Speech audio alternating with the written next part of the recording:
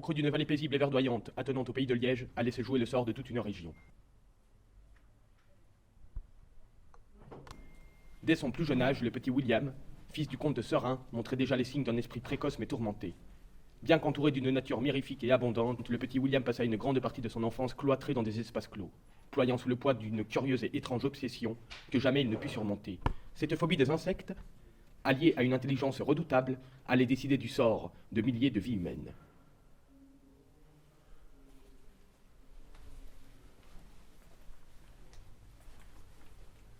C'est pendant son adolescence que la révolte contre cet état de choses à laquelle il s'astraya toute sa vie prit la forme d'une lutte concrète. Précoce et passionné de chimie, il isola un procédé qui, bien que polluant et nauséabond, s'il était produit à grande échelle, purifierait l'air et la terre des insectes volants et rampants.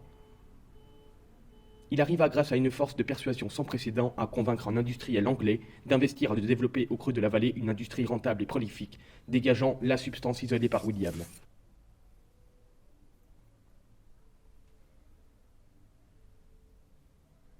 Lui permettant ainsi de jouir des bienfaits de la vie en plein air.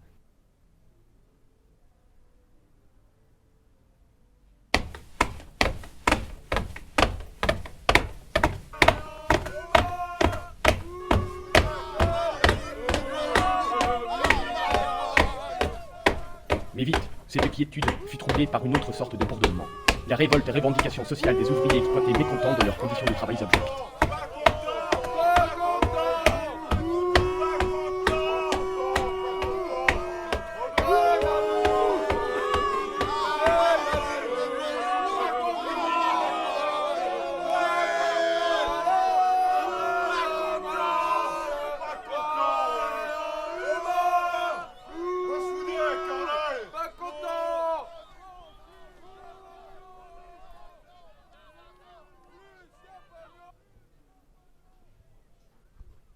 Fatigué, outré et torturé par ces incessantes réclamations montantes du pavé, William réendossa pour un temps sa casquette de chimiste. Il s'affaira à isoler une substance qui lui permettrait d'étouffer cette révolution dans l'œuf.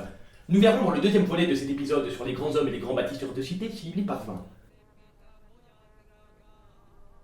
Nous verrons également comment, en moins de 2 siècles, cette initiative née de la rencontre d'un jeune industriel anglais allié à la phobie d'un jeune néoclio de province devint en moins de 2 siècles le fer de lance du régionalisme de gauche.